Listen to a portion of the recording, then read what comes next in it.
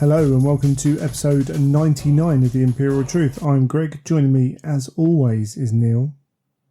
Hello, Mr. Dan. Hello, Mr. Hollis. How are you doing?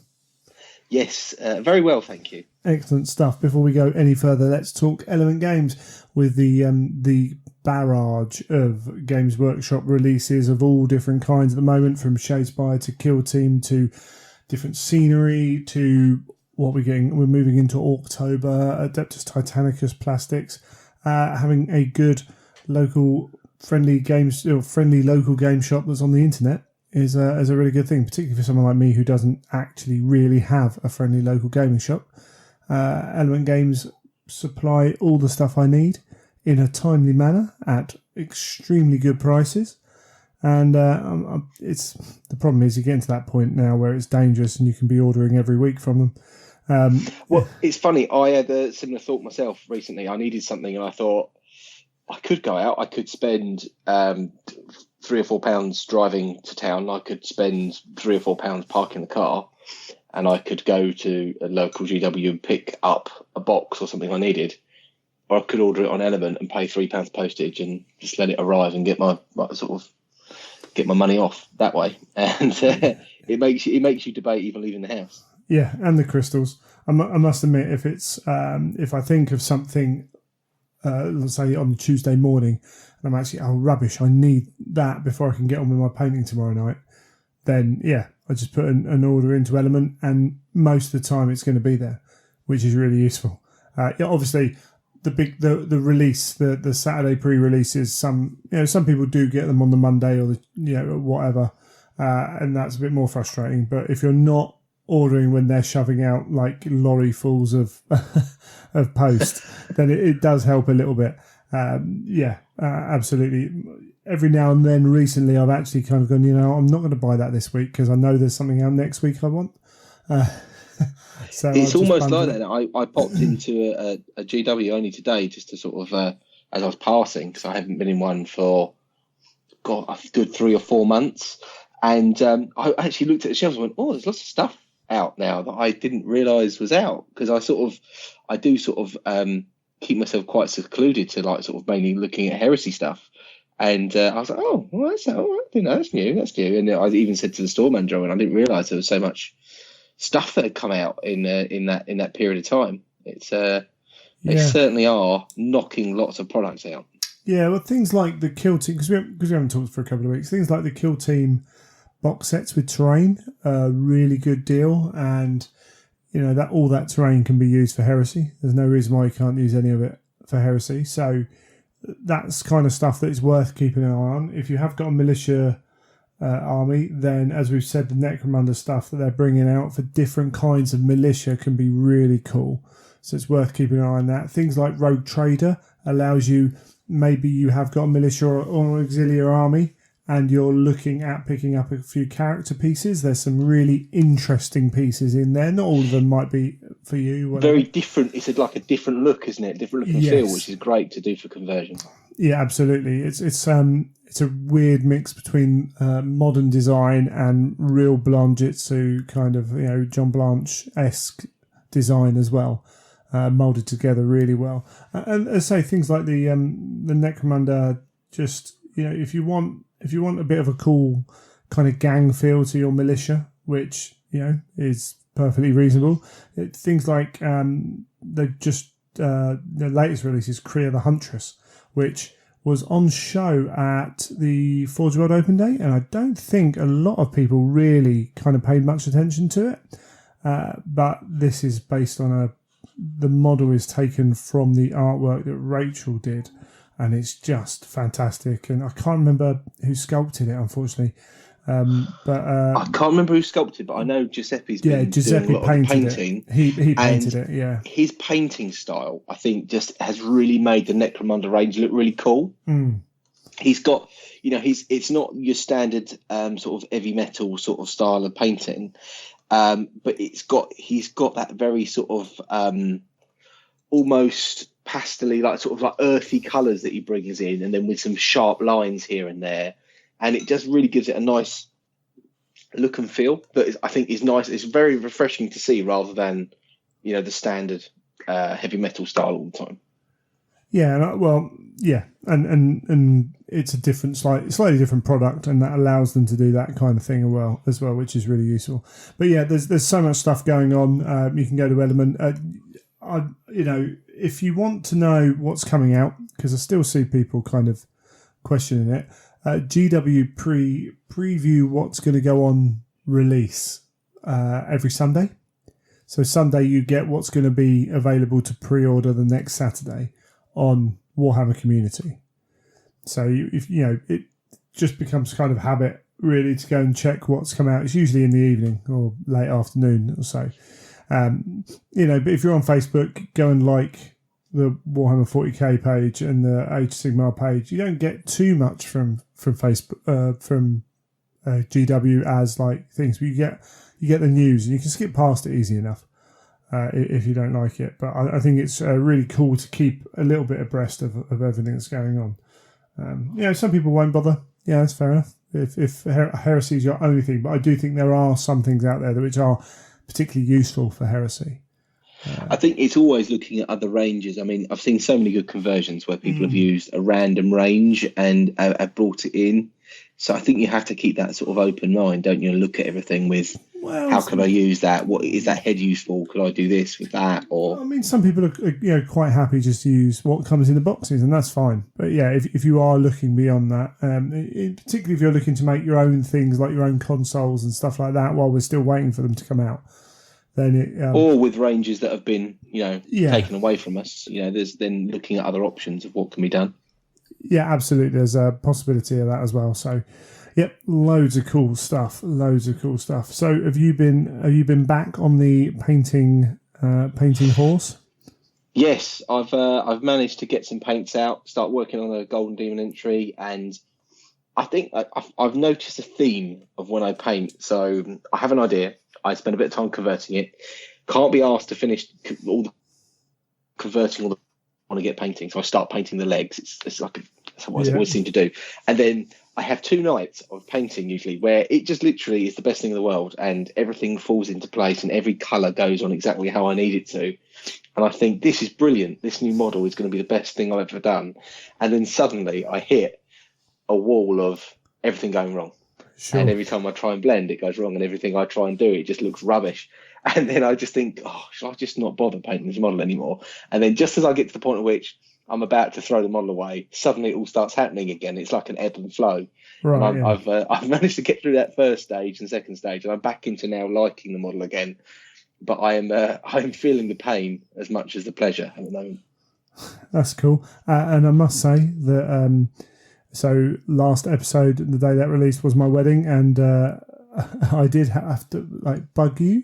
For Neil did a lovely. We had a Primarchs Space Marine for me for the wedding cake topper, and a Sister of Silence with a different head on it for my other half, with one extremely well painted leg. Yes, yeah, there was one leg that was amazing, and then there was a lot of. How quickly can I finish this marine? Can I do it in one night? Yes, I can do it one night. Which is quite funny because the table of geeks at the wedding were all like, yeah, just shut up. So, yeah, that was really cool. I'll put some photos of that up when the episode airs. So, as you're listening to this, hopefully it'll be on Facebook and on Twitter and maybe Instagram as well. So you can go and check that out as well. So that's a nice little nod on the wedding cake. I think in terms of heresy, I haven't done a lot. I've slowly been working away on my custodes, and it has been slow. I've been off work for a couple of weeks with an injury I picked up before the wedding, but I've found that I haven't had a huge amount of time to hobby comparatively for that time I've been off. And then when I haven't really cracked on. Do you think it's one of those classic problems of having too much time to hobby? Yeah, a little bit. Because I remember when you told me that you'd injured yourself, and you're like, yeah, and I've got all this time where I can hobby, and I've gone out and bought Spider-Man on the PS4. That was a key, and then suddenly I thought there might not be much hobby going on here. Yeah, well, so normally I'm out of the house by 6:30, if I can be. So having the novelty of not having to be out of the house by 6:30 generally means by the time I've sat down at the desk, it's like 10 o'clock. because everything's done in such a slower pace, isn't it? So then it's like, I'll sit down at the computer, sit down at my desk, I'll turn the computer on, do some bits. Okay, cool. All of a sudden it's almost gone 11. And then it's like, okay, right, haven't really eaten yet. Okay, I'll go up the shop and get something for lunch. And then all of a sudden your whole morning's gone. And buying a computer game is never helpful for hobbying. And this is why I generally only own one at one time. But, it's fun. It's something I haven't done a huge amount of computer gaming recently. So it's good fun to get in that. But it's sitting down and getting on with things. So I've sat here. I played at the club Thursday night. Got to bring some Reavers out for Adeptus Titanicus. They're not... Oh, cool. I need to buy some magnets for them because I am going to magnetise them. Haven't exactly decided how yet. Because... So... With the Warlords, the magnets are built into the shoulders. So you get the weapon and the arm, and you can just swap them out. With the Reavers, they've got a ball socket in the arm, which is fine if you're just going to have shooting weapons, because you can actually put the magnets in the top of the weapon and the bottom of the arm fairly easily. But if you want the power fist, then it's a different arm. So it's a question of harder to swap. Yeah, and because we haven't had a weapons pack yet, we don't know how much of the arm we're getting with the weapon either. So with the Warlord, I'm expecting it to be the arm and gun, because they put the magnets in the shoulder plates, so that makes sense. But with the Reaver, I'm not 100% sure what they're going to do. To be honest, if I have to go and buy another Reaver or two, then you know what, I probably will, because I want all the stuff. It's that kind of... I'm that kind of person as well. It's one of those ones of, I think I'd rather have two of something, so I've got everything I need, rather than trying to bodge one to make it work. Yeah, there's I'm kind of sitting a little bit... At the end of the day, I want to play Adeptus Titanicus a lot. Being able to get the Reavers out, because I didn't want a proxy like with a Space Marine, a Contempt to Dreadnought or something like that. I didn't want to do that. So being able to get the toys out and say, this arm's on it, or whatever, and have a game that was two different scales of Titan. So I used a Warlord and a Reaver and 3 Knights against my friend who used 2 Reavers and 6 Knights, and we had quite a close game actually, and still kind of getting to grips with not just the rules but the strategies involved, weapon loadouts, things like that, what works, what doesn't work. We're not worried about being professional players with it, but So take me through it. I mean, how did it? Obviously, was this your first game? No, so I played Warlord on Warlord with a few Knights, but that's, to be honest, it's pretty dull because you've just not got the variety. You've got one thing. For the rules, though, was that just like sort of like going, right, okay, how does this work? That works that way. Yeah, so that's to get the rules in. My friend I played last night hadn't played the game before. Quick flick through the book, but we were still looking at things and using all the advanced rules and getting stuff ready. Essentially, so you buy your Titan and then you buy your 3 weapons for your Titan. So left arm, right arm, carapace. And there's a wide selection of weapons. The fundamental aspect of weapon selection comes down to you can't hurt a Titan until its shields are down. So you need weapons that will strip its shields. And to do that, you want weapons that have a high rate of fire, because the way shields work is you make a save, and when you fail one save, then you lose 1 shield, and your shields go down 1 value, and you do that till you've got no shields.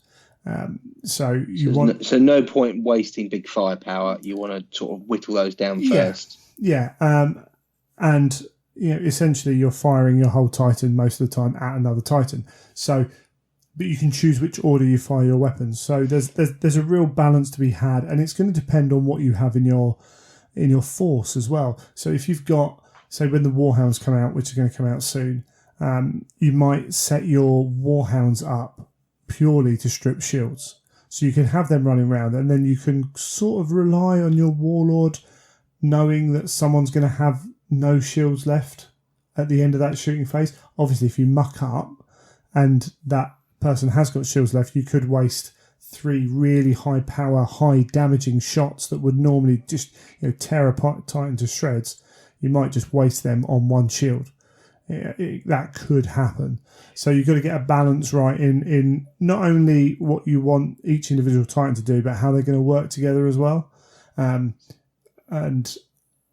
it's quite tricky. It's an interesting challenge. Was there any obvious ways of picking your mana pool that was right and wrong sort of thing? I know that you spoke about balancing out your firepower and arms. Was it a case of going, right, well, it's obvious that I don't want to put this weapon on this type of Titan because that makes it pretty useless, and it's much better to have, say, the Warlord with these weapons, and then I'll have a Reaver with this because that balances out the Warlord. Is it that sort of, or is it very much sort of very open to lots of different loadouts, so it really is tactical and you can manipulate it in game? Yeah, it's going to be fairly open. I think that there are going to be better choices than others. There are a couple of weapons in the game which are great once the enemy's shields are down, but it's not even that they're really good. They have effects that only happen when their shields are down, that kind of thing. So gotcha. You're sacrificing a little bit of strength to do this additional effect, but then is that effect worth it when you're paying roughly the same? That kind of thing. And people make their own minds up. But essentially you can have a Warlord that sits at the back with high-powered weaponry, as I say, waiting for Reavers and Warlords to bring all the shields down on everyone else. That's a valid tactic. You can also have a Warlord that's designed just to plough up the middle and just be the fire magnet. You can have a Reaver, again, that can sit back and shoot long range, or you can have one with Power Fists on it that charges up. So there are lots of different kind of ways, and of course, so it's not. So it doesn't sound two dimensional, where you're sort of saying, "Oh well, you take this, and then you have to take this with it, and then you end up." Do you remember when it was? We sometimes see the same army lists. Just sort of, you go to a tournament, you see 5 of the same army list because it's like a bit of a automatic. Slots that are taken. I mean, there might be. It's too early for me to tell. I haven't played enough of the game. There are 3 mana pools that give you special rules to choose from at the moment, which is not a lot, I would say.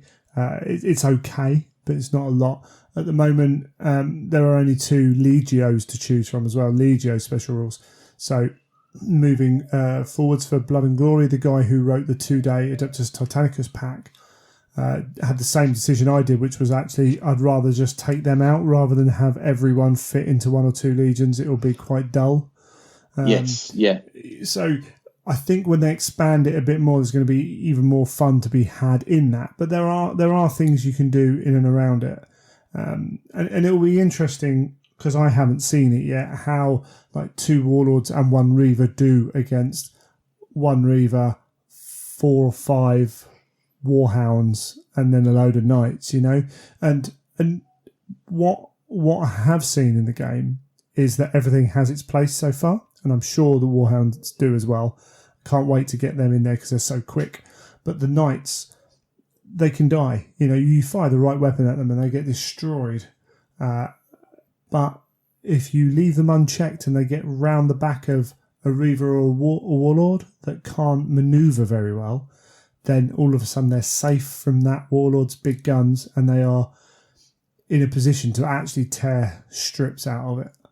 And it's really like a thorn in the side, sort of. They're even more dangerous than that.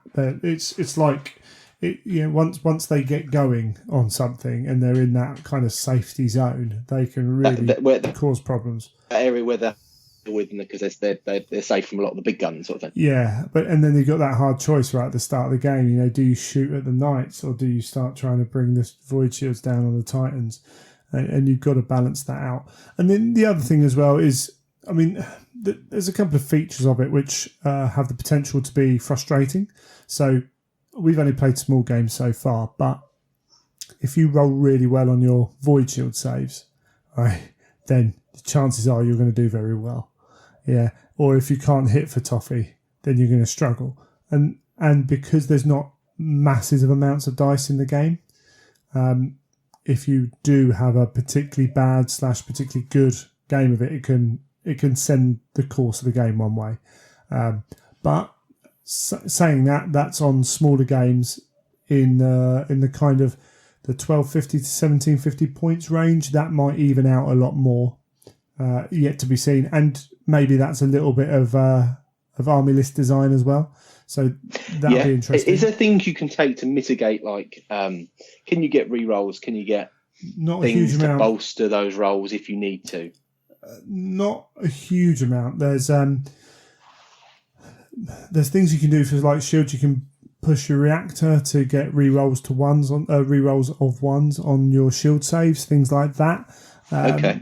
But that's all part of the resource management of your reactor, and we use the advanced rules for reactors. And if you push your reactor hard, so a warlord's got like, I'm going to try and remember now, like 8 holes on its reactor. And every time you push the reactor, you roll a dice and it can lose 1 or 2 reactor points, or none if you get lucky. Or your machine spirit for the Titan can try and take control.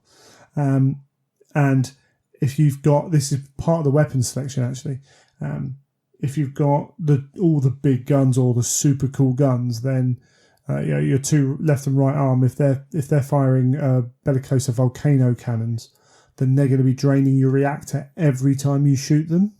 So all of a sudden, your whole damage control phase is just about controlling your reactor and making sure that you're not overloading, because if you're pushing reactor too hard and it goes into the orange section, that's going to hurt you long run. And then when you blow up as well, if your reactor's like if your reactor's in the orange or the red, your explosions are bigger, things like that. So you've really got to manage that. And the Warlord's got a bigger reactor thing than the Reaver, so you're not going to push the Reaver as much as you push a Warlord. And the Warhound's going to be smaller as well. But you can push your reactor to move extra, to turn extra, to boost shields, things like that. So actually you can use it a lot during the game, but you're always taking that risk. Now there was a time when I had a Reaver with a Power Fist, and I was moving it towards 2 Reavers without any combat weapons, and I was just like, no, I'm pushing the reactor because I'm going to die soon anyway, because they were tearing me to shreds. I just wanted to get in and hit it once, and I never quite got there. But at the point that I exploded, I was, because of the reactor being so low, I got the maximum explosion result, and then it ended up doing some damage to him anyway, because I'd kind of pushed and got close enough and got that result. So by the sounds of it, so your reactor is really your sort of way of trying to tactically balance out if you think you could, you get that bad roll, you get that bad, that bad round, you could try and use that to try and gamble a bit more. It becomes very easy to, I'll push the reactor this time, it becomes very easy that I really need to do that. But the consequences can be, or not always, but they can be pretty big. Like all of a sudden you can lose all your shields because your reactor just, burns them out. And that's fine if you're only on 1 shield, right? That can be really frustrating, but they possibly got a way to take that shield down anyway before their big weapons fire. Yeah, it's like, oh well, that 1 shield's down. Yeah, but if you're on 4 or 5 shields, when they're struggling to take those shields down, you don't want to lose all your shields in one go. So there's and also if you're concentrating on repairing your reactor, you're not concentrating on bringing your shields back, repairing critical damage, all that kind of stuff that's going on as well. So it's a real interesting resource to get a handle on, and it's different for each Titan, and then different the way you equip each Titan as well. It sounds fun. I think it's something I do want to try and play at some stage, but I'm just so caught up with painting again that I don't know when I'm going to do it. Yeah, we'll get you down or something. We'll meet up at some point. I know there are a few people who've got into it big time, like real big time. It's been designed as a bit of an old school game, as we've said before. It's been designed with a nod to the more mature gamer in terms of there's a lot more going on than there is in Age of Sigmar, Warhammer 40k. You are keeping track of things, in different phases. It's almost a very clever move by GW, isn't it? Where certain people might complain, you made the games too simple. They then release a more complicated game. Well, this is in that aspect to cater for that market. Yeah, and Forge World is the perfect, and I think Andy Hoare is very aware of that. It's the perfect place to do that. I think. So sounds like I'm speaking for Andy now, so apologies, Andy. I'm not trying to speak for him, but I think he's a fan of those kind of games from chatting to him anyway. But I think if you took it out, it would lose a lot of what it is. But also, Games Workshop are putting out so many games now. So Age of Sigmar, 40k, Horus Heresy, Lord of the Rings, Kill Team, Shadespire. Where else do we go? Right. So just take those games. They're all, they are simple to get a hold of, those games. The rules are fairly clear, fairly straightforward. Some have more depth than others in terms of kind of how far you can go tactically or strategically with them.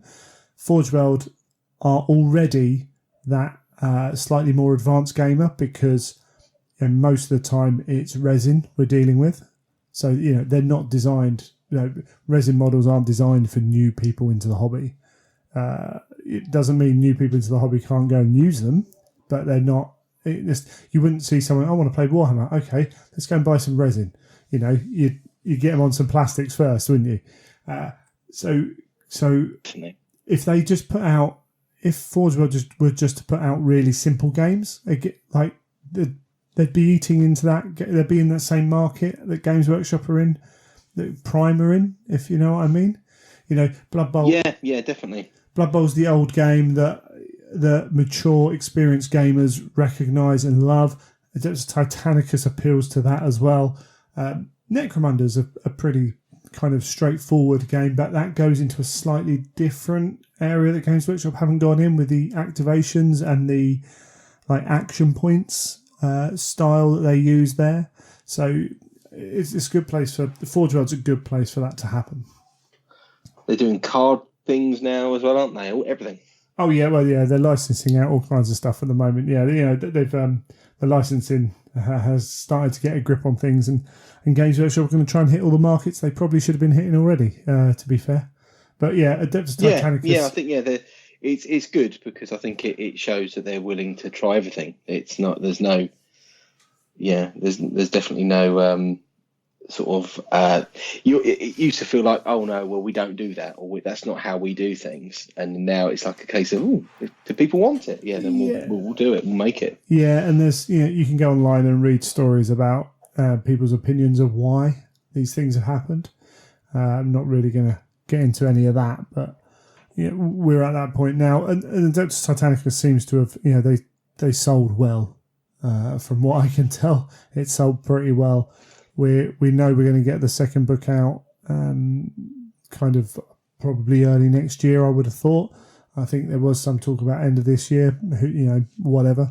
It's coming out at that point. We're going to hopefully then see the expansion to the range of miniatures as well. And it's got a long, if they do it right, which I'm sure they will, just in the heresy setting, they've got quite a lot of content they can build off.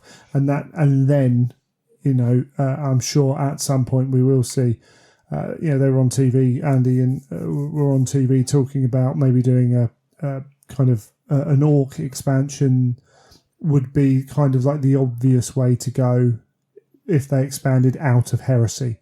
And I think that would be cool as well. But I think we're a little way off that, possibly. But it's really cool. And it's great to have another game in the heresy kind of universe as well, and because it means that they're keeping that sort of side, the whole what do we call it? We didn't call it a when you were talking about the books, like the setting, keeping the setting alive, sort of thing. Age of Darkness as a setting is, but they've made various statements and they've come out and said it is a thing for them. They are going to carry on. So I think from Christmas onwards, it'll be interesting to see. I think he might pick up a bit, but it's we got it's not going anywhere. We got the Siege of Terror coming. We got Adeptus Titanicus selling models here, there, and everywhere. Really cool groups as well online. I need to get some more terrain done for it actually. But yeah, there's it's really cool. And in fact, while we're talking about it, so I did mention there is a 2-day Adeptus Titanicus event at Blood and Glory. I'm not 100% sure on how many spaces there are or how many have been sold or what have you. The guy who's running it might not be able to run it, so I might be running it as well as running the Heresy event. But I have got a team. There is a small team of people helping me. So and someone who's playing Adeptus Titanicus is well versed in it and will be helping run that side of things as well whilst playing. So that's cool. We're also going to have a Friday 3-game event for Adeptus Titanicus because I was kind of coming up with that, but I didn't realise they were planning a 2-day one. But it's cool. So all the people who are playing Heresy, you can still come and play Adeptus Titanicus on the Friday. I did have someone ask, it's a fair question. I think if you're coming to an event, you should have a decent grasp of the rules. And it doesn't have to be comprehensive, but you should have to be able to play the game without kind of asking how to be told how to play the game, if you know what I mean. And that's not to put anyone down. That's just if you come without having played, it might affect the enjoyment of your opponent. Yeah, it's not. It might be all right for you because you just want to just try and learn. But yeah, your opponent's got to be. It's got to feel that they want to. They've signed up to it as well, haven't they? Well, I think I've seen it happen before as well, where the person who hasn't played much feels bad actually. So I think it's only fair that we ask that you have at least a basic understanding of the rules coming into that, and because of the nature of Warhounds not being out yet and the game still being fairly new, we're only having on that Friday we're only having 20 spaces, I think. So lists will be handed in on the day, and we can go through them and stuff like that. And we're going to play it pretty much out the book to start with as well. I suppose the risk is, isn't it? It's a new game. There might be a lot of people that have bought the box set have then built the models. And have read through maybe the rule book once or something. And if you go up against someone that's played, at their local game club, there's like 3 or 4 of them that play, and they've played 20 games between them. That's like a learning curve, isn't it? Yeah, absolutely. That's something you can't help in events, I don't think. But we're going to keep it all structured as per the book. There's people who've talked about house ruling different things. We're going to let it go and see how. I think there's potential for 1 or 2 things to change, but I don't think it's right to do that yet. You've got to kind of see how it goes in the wild. Definitely. Yeah, because I think they can always be a very different beast when they're before they've been properly released. You never know quite how things are going to work. I'm just really interested to see some people who've played a fair amount kind of come and crack on, and to see some cool armies as well, because there are some beautiful looking forces out there. Groovy. So Blood and Glory, Adeptus Titanicus, both Friday and weekend tickets are available. The Friday night tickets are available as well, being run by Graham and Michael from Age of Empire. They're running a 3-game event that's going to be over it's a Centurion event. It's quite tight on time, so they have put in there that you are going to have to play fairly quick, but it's only 1,000 points, I think. So I think if you concentrate, you can get through those games in time. So that's on Friday as well. All those tickets can be found if you go to. I'll put the link in the notes. I think it's in the show notes anyway.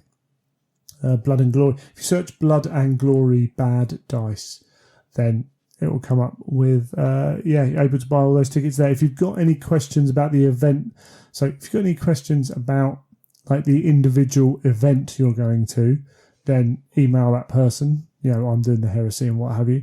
If you've got questions about the overall Blood and Glory event, then it's probably better to message Ben, and Ben's email's on that site as well.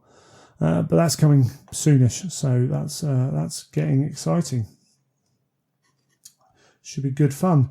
And then one other thing I did set up. So I did put a notice on the Facebooks and the Twitter, but we've actually got some shirts. We've got a new like final attempt, I think, at a merch store. We're using Teespring. I'm going to put the link in the show notes, and it's on Facebook as well, pinned up there, I believe.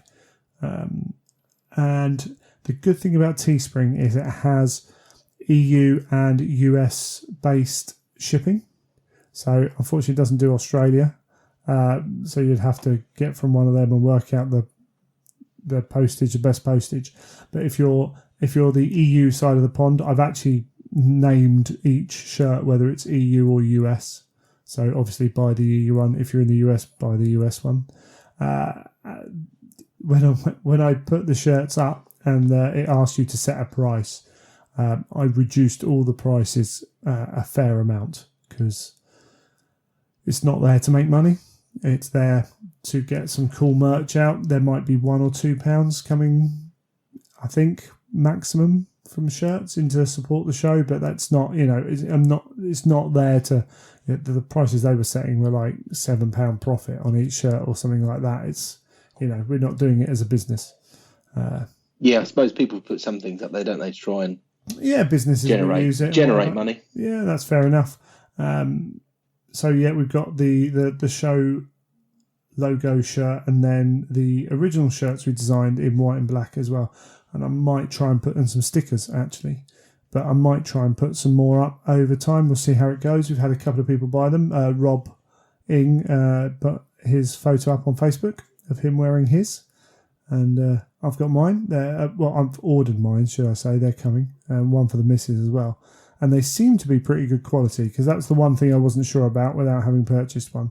But Rob said he was quite happy with the quality of what he's paid for. So yeah, if you are interested, head on over. And if there's if you're like, oh, I like that, but could you do this? Then send me an email and we'll see if we can fiddle around with them. I'm not opposed. It costs nothing to set it up. And the good thing about Teespring as well is, so they do like they're called campaigns. So I don't know how it appears to someone not using like the login thing, but essentially I set like a target number, which is completely irrelevant for me. I'm not bothered about the target number, but what they do is they print every 5 days. So say you were to go and order one today, maybe it's got 5 days to print. 2 days time, Fred goes and orders one. And then a day later, someone else goes and orders. All those 3 shirts will be printed on that 5th day from when you ordered and then sent out. And then cool. So you're not going to sit around waiting for ages, and it helps. I think it helps reduce the cost because obviously if they've got 10 shirts to print, they can print them all at the same time. And so it saves them just one at a time, that kind of thing. If there's one shirt on there, they will print it and send it. But it means that they're sort of batching up, waiting to see if there's any more. Yeah. And then, cool. So it seems to work fairly well, which is good. Right. So I think that's all that kind of news done. I was going to say, let's talk about what Forge World have done with the Heresy in the last 4 weeks. Not a lot. We've had the Carnodon out. I think it's called the Carnodon. Yes, the Imperius Militia Carnodon or the Solar Auxilia Carnodon, whichever version you wish to have. So this is the Predator style tank for the Solar Auxilia and Militia. Yes. It's an interesting vehicle. So it's 65 points per model base. 12, 11, 10, 3 hull points, and comes with a multi-laser, but you can upgrade them. So you can have autocannons, las cannons, culverins, and then you can have sponsons as well. So let's have a little look. So autocannons an extra 5 points, so 70 points, and then heavy bolters for its sponsor mounted multi-laser can get upgraded for very little points as well. Even if you go to las cannons, it's 55. It's like 120 points, maybe. Yeah. So it's not a huge amount of points, and they can come in squadrons. So up to 3. Do you seeing it being a thing that's going to sell big? They're going to sell a lot of them because they're going to be really good in game. Right. People don't buy them because they like the models. They do look cool. I must admit that's one thing I would say. They do look kind of funky.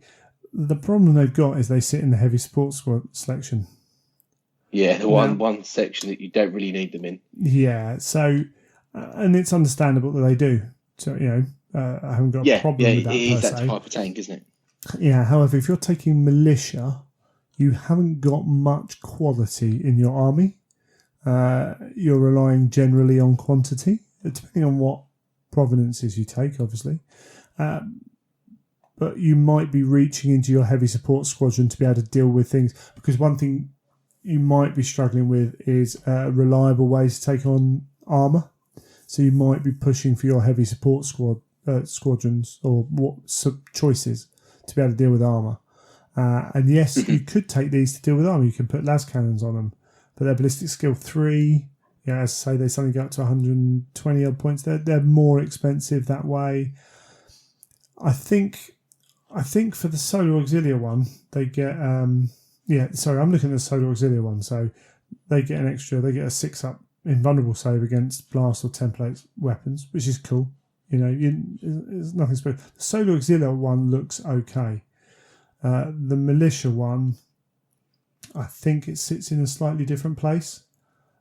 Basically, so you think possibly that? I mean, what would a militia army have in their heavy support rather than one of those tanks? Oh, I'm going to try and remember but you've got access to some of the more traditional guard tanks, essentially.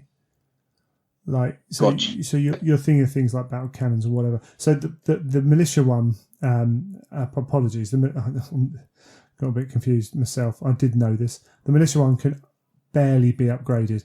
So you can swap out. So it comes with a twin-linked autocannon and heavy flamers for 60 points. And you can swap out your heavy flamers for heavy bolters or for autocannons. And then you may put a heavy stubber on top. So that's it. So you can have 3 of these tanks.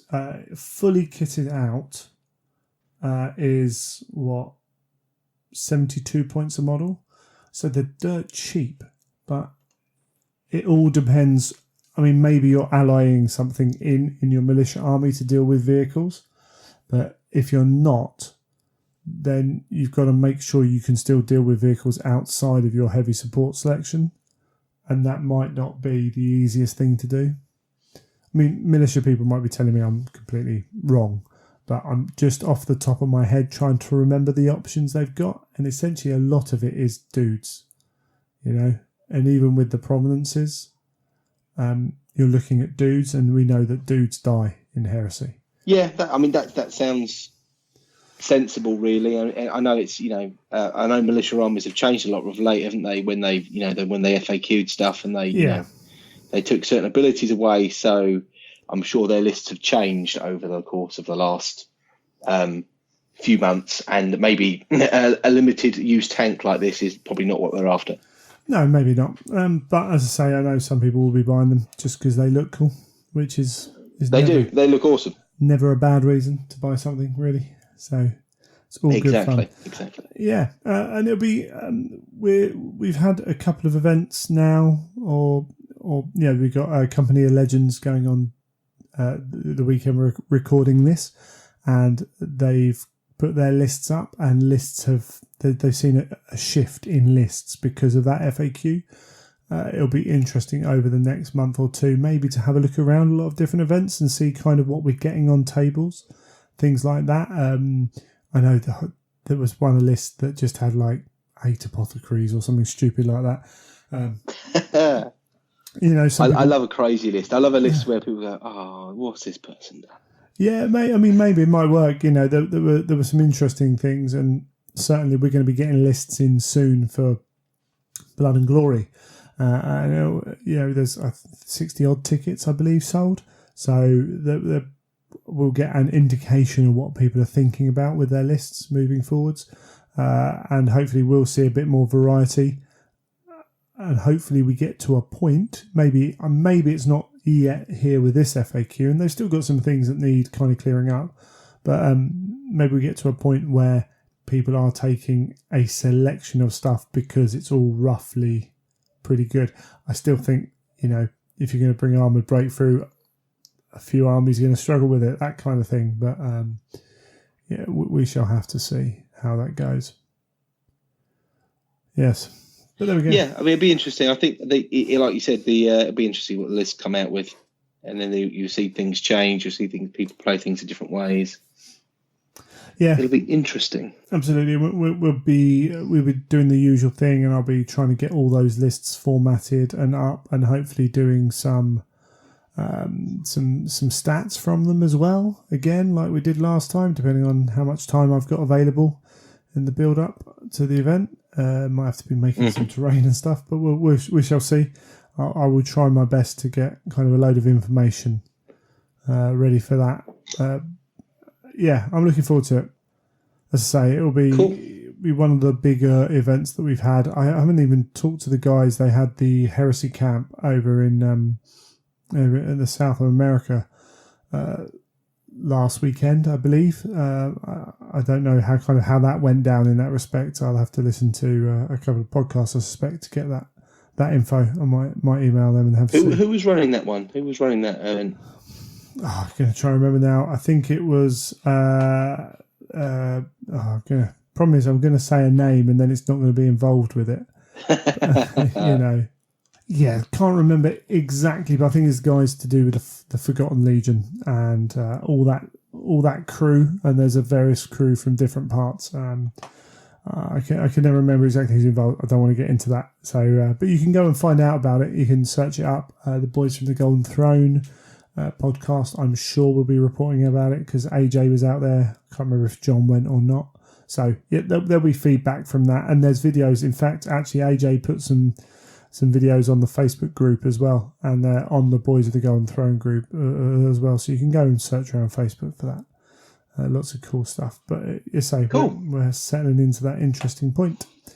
Awesome. Well, that's quite a long intro section, so we'll hit some music and come back afterwards.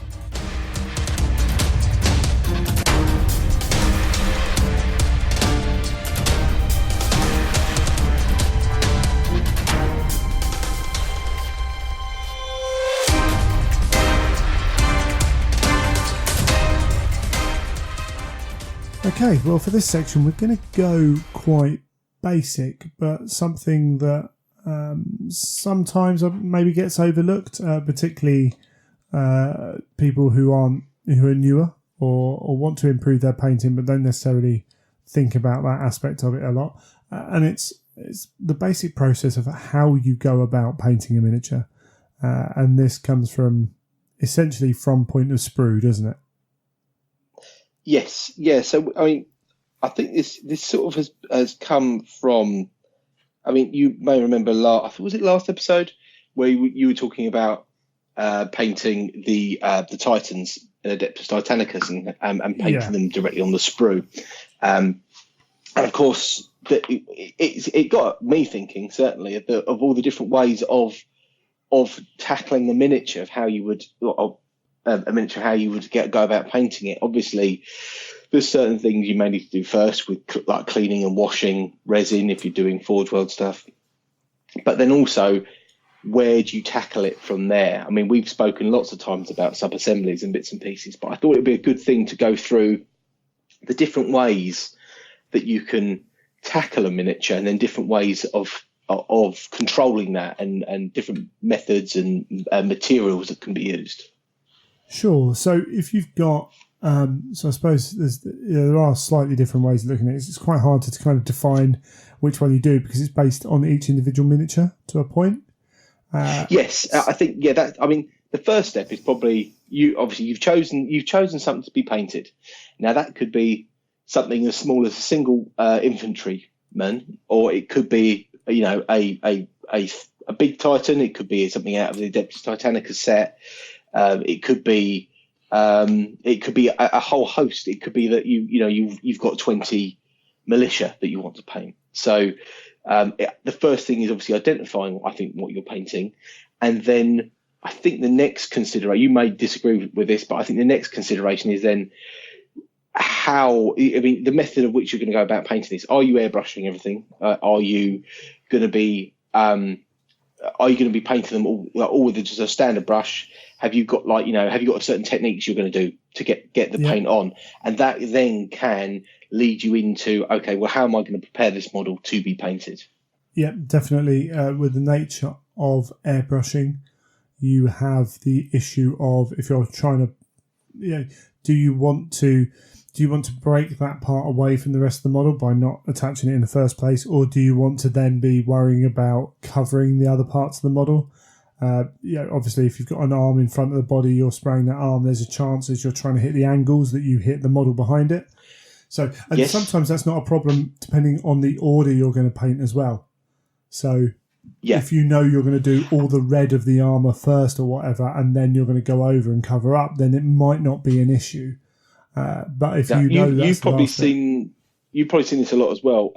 That I've seen a lot of people that say they might be doing 10 Marines, and of course they want to airbrush them, but they want the light or the airbrushing coming from certain angles on certain different panels, and you will see then maybe a cork or a block of wood that's got loads of cocktail sticks in it, that's got all the shoulder pads and then all the arms and then all the torsos, and they're hitting those with the airbrush in a set way. So it's that pre-construction part of how am I going to attack this, and I'll break it down rather than build everything as a whole Marine. I will keep the shoulder pads off, I'll keep the arms off, I'll keep the heads off, and I will do all those in one batch, but I'll do them separately so I can get the colours on in a particular order or a particular angle. Yeah, and obviously this is going to fundamentally be based upon how well you want to paint your miniature as well. If you're going for Golden Demon, chances are you're going to break up every miniature into different sections. If you're painting an army and your whole concept is to get this army on the table in 2 months, and you're, just as long as it looks good from 2 foot above, you're happy, then you know what, maybe you do build all your basic Marines and build them all and then go from there. So that's a definite aspect of it as well. And in fact, I mean, we could go into... We're already talking about kind of choosing how you paint your army as well, because that's a major issue of it. As you said, airbrushing, there's so many different ways of airbrushing. If you're just getting base colours down and you're, as I say, take the first example where, say, I'm painting word bearers. I'm like, right, okay, 90% of this model is going to be this red. And I know I'm going to zenithal it or do that. Even with a couple of techniques in there, I can just line up these 10 dudes on whatever, and I can just go zenithal, paint. Okay, they're all done red. The armour's done. I now need to detail them. And that might be the way you want to do it. Or, as you say... And certain legions will lend themselves to that, won't they, with certain colours? Yes. And then certain legions won't, and you'll think, oh, no, I've got to do it in a different method because the colours I'm using, they don't, won't lend themselves to being that you're having a different colour blasted over it, etc. So, that's different ways of tackling it. And I think a lot of time, we come up across this a lot, is the sub-assembly question of how do you sub-assembly, why would you sub-assembly, etc. And I think it is a very valid point of thinking about how you want to tackle this, whether it's an airbrush or a brush, and the sub-assembly is a very easy way of controlling that and making life a little bit easier. It's a little bit more fiddly, a little bit more planning that goes into getting these pieces done, but I think ultimately it can lead to a better result from the end of it. Yeah, absolutely. And again, it all depends what you want from that. But sub-assemblies can literally go as far down as the oldest one in the book is not putting, if your Marine's holding a bolter across his chest, leaving the bolter off. Yes, right, definitely. So that's a sub-assembly. It's the simplest one there is, pretty much. But things like bolter across the chest is a classic. Cloaks can be a classic one because... it can be hard to get under that cloak, particularly if you put that model on a base, that you just don't have the angle to work with to get under that cloak. And so we can be going from that level. Now, when we talk about cloaks there. Sometimes those sub-assemblies, some people can have a real issue once they've painted it to then put that model together. It can be a bit of a pain. Yes, yeah. Dry fitting is essential. I think making sure that you've. I mean, I'm looking at a pile of Marines in front of me right now. I've converted them, so I've clipped them all apart. But there's blue tack all over them, where I've put every one of them together to check what arms I want on set ones and how I want them to face and look, so that I will then pull them apart from that when I need to paint. So taking it to a fully built stage, even just with blue tack, I think is important, and then breaking it down to how you then want to paint it is quite key. And it's if you don't do that planning stage, you can come unstuck, because you can then go to put it together and go, hold on, that doesn't fit, or that doesn't look right, or whatever it might be. Sounds like a lot of effort to me. Really does. Well, I think again, it does depend on what you're doing. I think if you're doing certain marine schemes that you want, even with an airbrush, to have a certain look about them, it can make a lot of difference. There is a case in point of, no, I just want to knock these together and I want to do a very quick paint scheme and I want to get them on the table. Then ultimately, do you need to go to all that effort? But I think a lot of the people in our hobby, it is about that extra detail, that extra time and energy that's gone into it. Yeah. It's a weird thing, because just because you're painting your models put together doesn't mean you can't paint them well. We should be clear on that. But as you say, if you're going to push yourself that extra level, then these are some of the things you do when you're doing that. I know, for instance, so I bought some Custodes models that were already put together, bought them on eBay, what have you, and some of the cloaks are on the models, and that causes a problem. As we've already said, that some of the parts of that cloak are not very accessible in behind the model. Yes. So there are other ways to do that. Now, I've talked a few times that I use the Citadel painting handle as that's what I use. I generally put a model on a base, paint that model. What I've started to do, if I'm using some of the molded bases for Games Workshop that I've done, or I've got my own ones that I make, then I actually just double super glue on the feet and put it on another base while I'm painting it, and then paint the other base separate, and then I can just knock them off and glue it down. Now, actually, with those Custodes, I'm doing that, which means I'm not that worried about the cloak, because I know at some point when this model is painted, I can knock it off, turn the model upside down, and I've got that access I wouldn't normally have. Yes. So that becomes a way around that issue. Yes. I mean, I think the painting handle is actually a great invention by GW, because obviously lots of people have used painting handles and things in the past, whether it be a champagne cork or a paint bottle or a plastic cup or whatever it might have been, but they've created quite a clever little way of holding something with just a base, and it's got that nice clamp to it. It's very easy to use.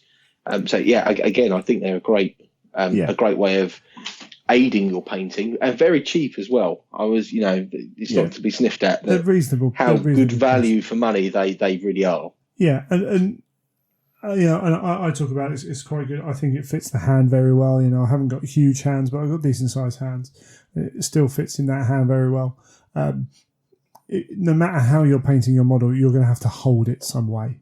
So whether you've broken it down into sub-assemblies or not, you're going to have to hold it some way. We haven't talked about painting on the sprue, actually. So we should probably do that first. So for something like, in fact, the Adeptus Titanicus models are a bit of a case in point of the Warlord. As I said, the armour panels, I think the best way to paint them is on the sprue. The one issue you've got to remember is which way up will that panel go when you're actually putting it on the model.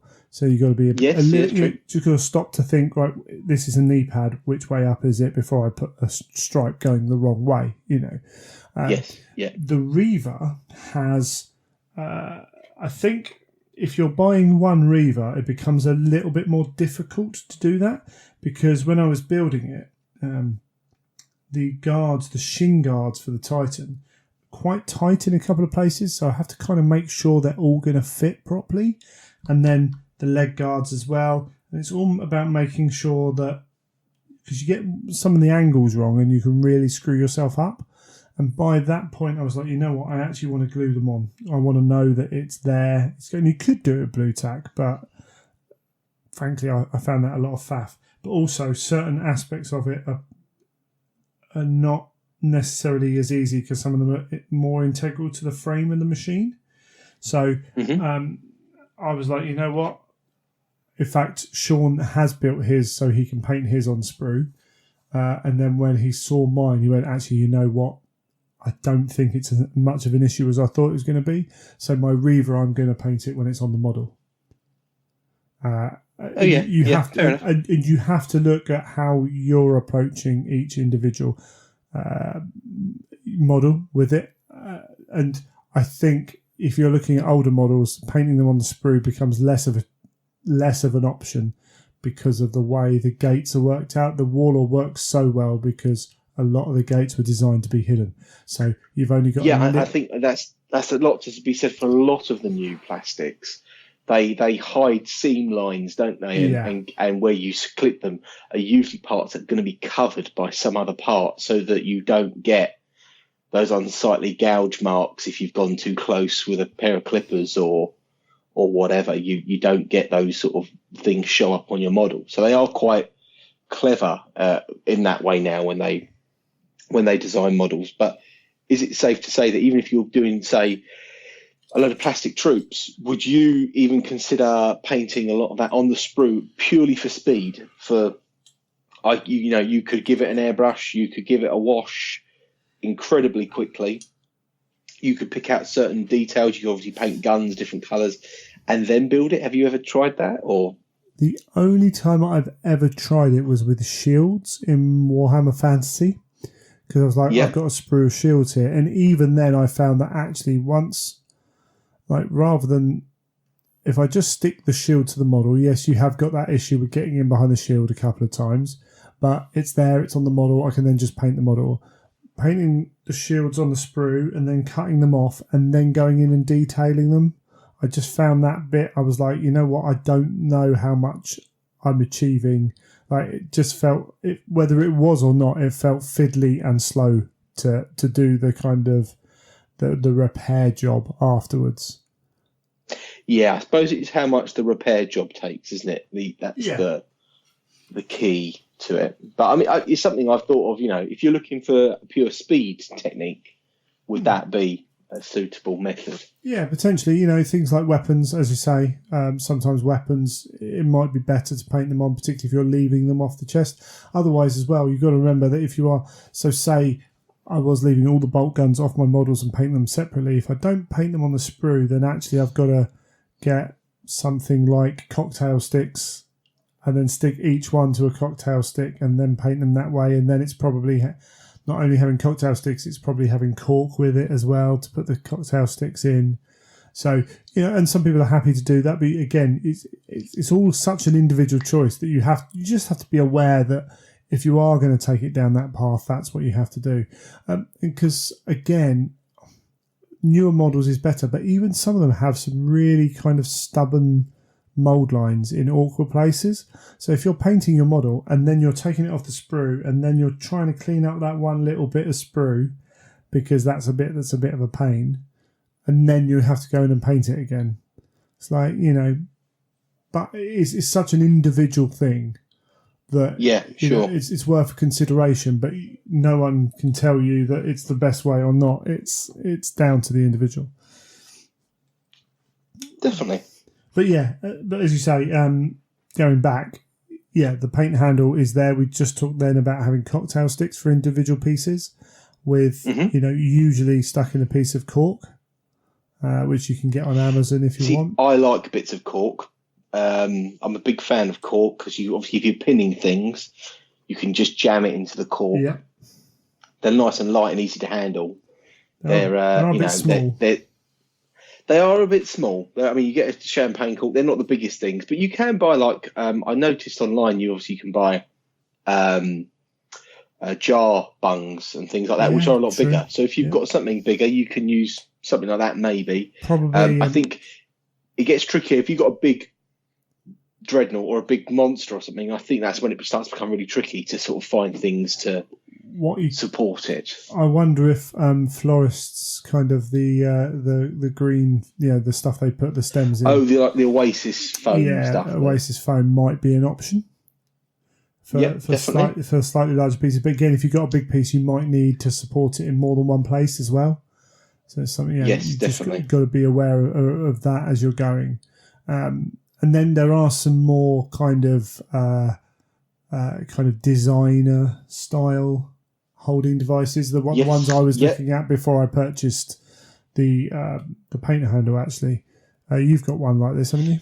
I've got one. I've got a hobby holder, and that was something that was sent to me to try out. And obviously, it was sent to me, I think, just after I'd finished my last major project, which was a Golden Demon project, and then I've started obviously using it again now, going forward. And I must admit, I've found it a great improvement of just using corks than I used to before, because it's got that extra support arm, like the sort of arm that goes up above the model, so you can sort of effectively rest the model in the middle of your hand rather than it being at the top of your hand. Yeah. So you get a little bit more control over like getting into tight areas and things. So it's very useful, very versatile. I can spin bits around.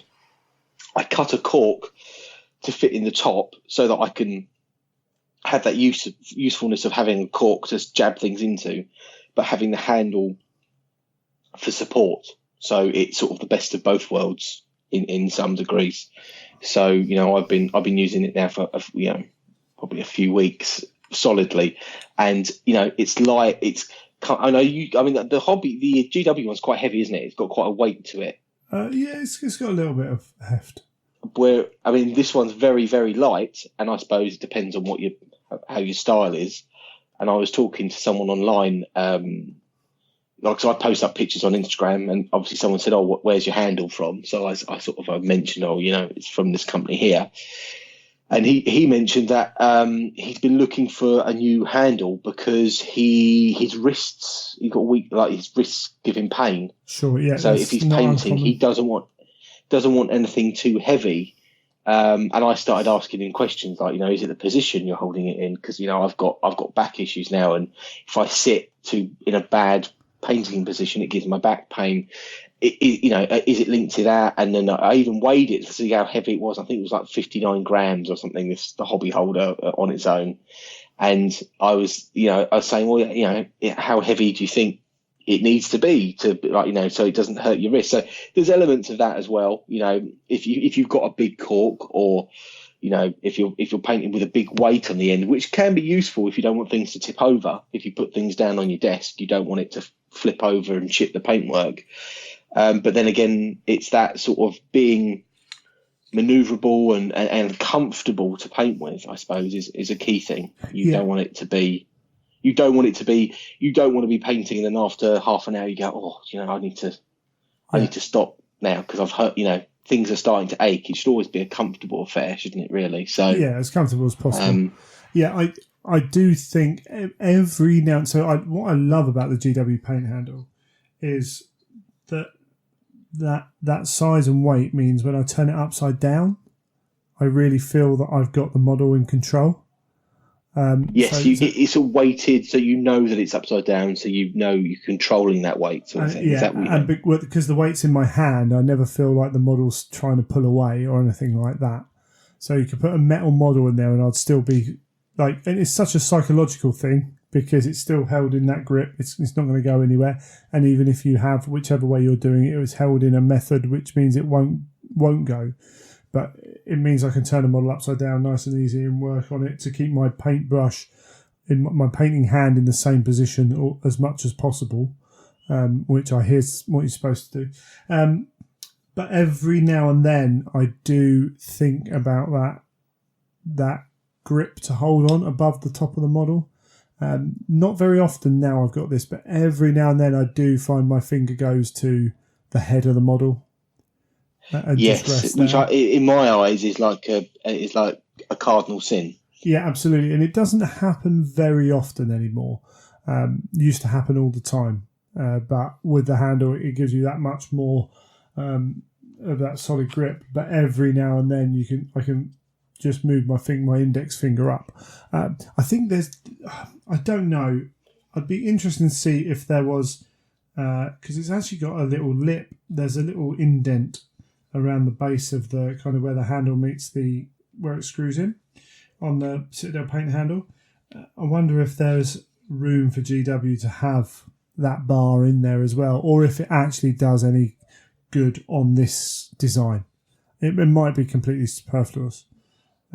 Yeah, I mean, it's an interesting thing to say, because it's in some ways, yeah, maybe they've forward thought about that and thought, if we could bring this out at a later date, maybe if people want it, we can, a little bit of expansion. It's a good idea.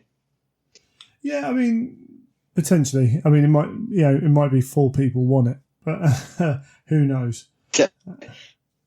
I'm not, and it's a small thing that they probably would never do, but it's for me, it's not a major issue anymore. I'm not particularly someone. I do get a little bit, we all have different kind of physiologies, and my fingers get a little bit greasy in that respect, and easily rub paint off models. Which is unfortunate when you're trying to paint models. So I have to make sure that if my finger does go on top of a head of a model, it will rub that paint off. There's no doubt about it over time. And everyone's finger will over the time, but mine will maybe do it a little bit quicker. So I just have to be aware of that. It's all that KFC you keep eating, greasy fingers. Too right, mate. Too right. It's just what it is. But yeah, I've seen so many... I think it's even worse when you're sculpting. Seeing some beautifully sculpted miniatures with that thumbprint right on top. Definitely. It's the curse of the sculptor, isn't it? The traditional sculptor. But yeah, there's that as well. Are there any other kind of ways? Oh, I tell you what, the right honourable paint stick.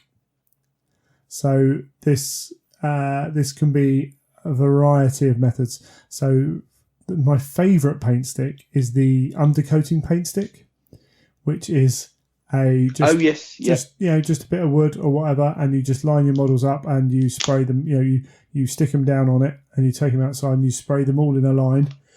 If you do it well, you can have like a baton, and you can have 4 sides. You can have models on each side. So it's like a club. Looking like some sort of medieval mace. Yeah, absolutely. And that can be quite a quick way of improving that kind of thing. But it can can also then have a strip of models that you're painting on a strip like that as well, which I've seen people do. Yes. Definitely. Maybe that's particularly for batch painting. You can just have 5, whack them in, do the bits you're doing, move them off. There's potential for that is a good way for some people. Yeah, definitely. I mean, I have seen some other handles as well. I know there's a wood one that's got like a little circle of cork. I can't remember the name of the manufacturer, and it's got a metal handle that goes round. I've seen a lot of those. I think it was a Kickstarter actually. I think that's the one I might have looked at. But yeah, and it looks very good. It looks like a quality product.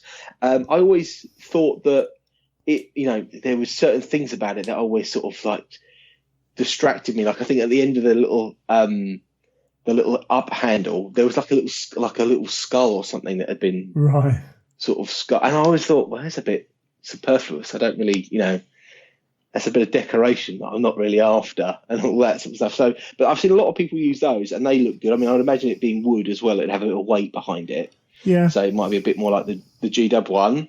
But they look very nice. I don't know how that little cork insert lasts, or if it can be replaced, etc. So I've never used one, so I couldn't comment on how good they are. But they do look pretty substantial. Yeah. But other than that, I don't know of many other painting handles that are manufactured, are designed for it, if you know what I mean, that have been there's a handful produced. There's a handful. Most of the modern ones are in that design that you own with the arm that goes over the top as well. It's still generally are not large, and some of them have little balls on the end of it or whatever. I think I'd want a little flat thing to put my finger on. But I also worry that, because you can get different size arms as well, can't you? Yes. Do that, which is a key point, because it's fine if you're painting a Space Marine one day, but if you're painting an ogre the next day, you don't want it hitting the top of that arm. And it's something I thought about when I started adding to my one. I put a big cork on it to start with, and of course it meant that actually that arm, it reduced the height, because obviously the cork stuck up a long way. So I ended up cutting the cork made it a lot smaller and thinner, just so that I didn't sort of go too tall with the cork. Yeah, but I think you basically have to kind of have a look around and maybe have a play with. The beauty of the GW paint handles, I think they generally got them in shop, so you can go and actually try one, hold it in your hand and have a look. The problem with some of the more, the ones you buy online, those ones is you don't know till you've got it. I think most people will be happy with what they get. But you have to be a lot of people are still just happy with a bit of cork with their model glue tacked onto it, and people paint away. Extremely good painters still paint away. I think it's what you get used to. But definitely I would say that if you do use some sort of cork or a paint pot or whatever, I'd say definitely try something out with that's got the arm that extends over. It's amazing more comfortable that can feel when you've got the model more centralized in your grip rather than being at the very top of your grip. And that could, just a simple thing like that could make people's life a little bit easier. And if you can make something easier for, I don't know, 5, 10, 15, 20 quid, I think it's worth the investment. So if you had a larger model, say you had a Warlord Titan from Adeptus Titanicus, would you make sure you painted that in various sub-assemblies? Quite possibly. If I was to tackle it in my own way, I would probably go, right, what can I separate out that's all, say, going to be metallic colour? So if it's all going to be the structure of the Titan. So that's what I mean. I'd probably look to build that out as much as I could, that I knew that I could get a batch, like I could paint it all in one go, and keep it relatively quick and efficient on time. And then the sections that would either be a completely different colour or bits that would need more attention, whether they be flat panels, whatever, weapons, I'd like to keep those separate. Yeah. So I could then spend a bit of time on them and then stick them on. Cool. But again, it does depend on the size of it, because I remember you said about the Warlord Titan, that how some of the panels were actually quite small and it wasn't worth trying to keep them off, because it made work a bit more work than maybe was necessary. There's 4 on the feet that are part of the feet, so that's a given. But the model actually, the body sits on top of the waist, so you can glue it down, obviously, but you don't have to. So, but that is all. If you build that without the panels on, that's all just metal frame, as it were. So, would you just crack on, glue that all down, and paint it all as one piece?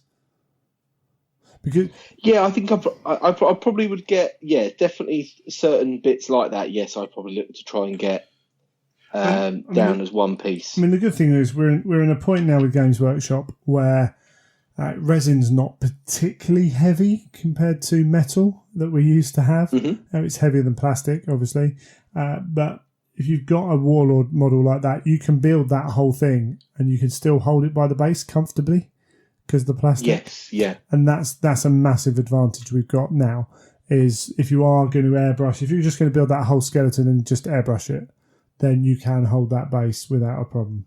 If you're going to grab some of the older models that are metal, then, maybe you can only paint it for so long if you're doing that, because, the old dreadnoughts, solid chunks of metal, were considerably hefty pieces of gear. They were big old bits of kit, weren't they? They were they were substantial. And then I used to love the old metal dreadnought that then didn't have a base. Yes. It came with just 2 legs, and you try to stand that thing up, it would just go over every 2 seconds. Yeah, absolutely. So I think just being aware then, as I say, of maybe you have to put the model down at some point, because I don't think there's a model now that I'm thinking of that you would struggle to hold the bit you need to hold to paint it. Like my Night Porphyrion, I actually built the frame and then we put the panels on afterwards. But I could that was one where it's not got a base. It stands as it is, and actually, I could lay it in my hand, and I could do like the legs, and then once that was done, I could stand it up and I could airbrush it from that point, like in front of me, and then turn it around. Is not a major issue, but that's something you might have to do with some larger bits of kit. Because I say something like the resin knights do get a bit chunky, and if you are going to build that frame and go from that way, then it's just something to be aware of. Yeah, definitely. I mean, I think it's the bigger the bits get, the kit gets, probably the harder it gets to try and work out how you're going to hold it, how you're going to position things for painting. Because even like if you've got a large knight piece, if you then want to airbrush that, and I've done it myself a load of times, you could hold it in a particular piece and then you're spraying and you're thinking, I need to, turn this over now, or I need to, get the bit that's near my hand. And you can end up causing yourself problems with that bit's wet now. And how am I going to move that? And there's things like that where you have to sometimes be cautious with as well. Yeah, I've just looked over in my cabinet and I've just seen the Mastodon. So that's a piece where, if I was painting that, I would clear my desk. I would put it. It's my one's got a base, but even if I didn't, I'd put it on something so I didn't have to touch the Mastodon, and then I'd start painting, and then I'd move that base around that I've stood it on. So yes, I think you just have to make space for it. There's not a lot in the hobby that's that big that you have to do that you wouldn't paint in separate parts. But that's something where you just clear that space and you can paint one side of it, and then as you're going you can go, actually I need to get to that side of it. I mean, you still can kind of pick it up, turn it on its side, but you don't want to be doing that too often, would you?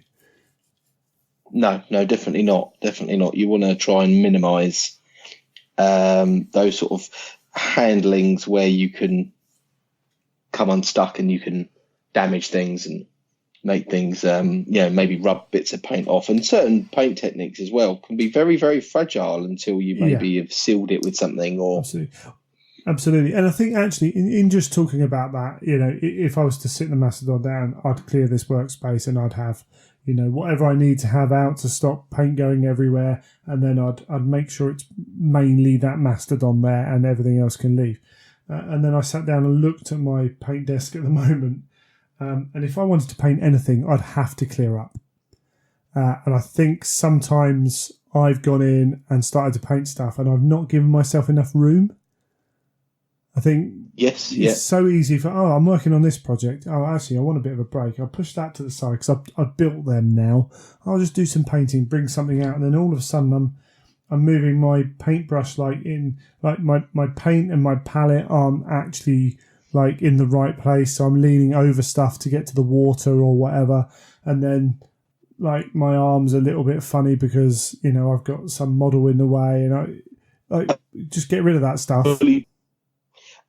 I've been guilty of putting a fully painted model in the line of fire between a paint pot and the palette, and been sitting there painting, and then suddenly thought, hold on a second, I could be flicking dirty paint water all over this, and then had to move it to the side because you sometimes just don't think about what your workspace is laid out like, and and then suddenly you think, you pick something out and go, I've just, I've wrecked that. Yeah, absolutely. A bit of dirty paint water on something can really affect something. Or even if it's just the point where you suddenly realise that you're not moving the model, you're moving your paintbrush hand to get to the right point purely because there's something on your desk in your way, and you're like, no, I should be moving the model to the right position and my paintbrush hand should be roughly the same position every time I apply paint. So definitely. So that's probably something I think everyone does to a greater or lesser degree, and it's one of those things that in reality is quite easy to solve. Just need to be a little bit more organised, maybe a little bit less lazy. That's my. I bought some paint racks recently. Yeah. To try and get more organised. Yeah, it was in my hobby depression where I was really not getting anything done. Yeah. And I thought, right, I'll reorganise. So I bought 2 paint racks. You know, you mentioned before about the paint racks for nail polish. Yeah. So that's what I went and bought. I wanted kind of Perspex ones rather than something cut out of MDF. And they're only about a tenner, and I've sort of organised my desk a bit more. You know, I've got the paint in lines now of where the colours are, and I now am much more organised of picking paints out, putting the paints on the palette or on the wet palette, and then putting that pot back where I got it from. So I'm not doing that. You know, that search for where's that colour that I need. You know, that sort of looking around to try and find pots of paint. So yeah, it's just little things like that can help. Little organisation. Yeah, they definitely do. I think we've probably exhausted that topic. I think so. Yeah. If anyone's got any suggestions, any additions, then feel free to fire them at us. But we'll leave that one there, and we'll come back with Michael.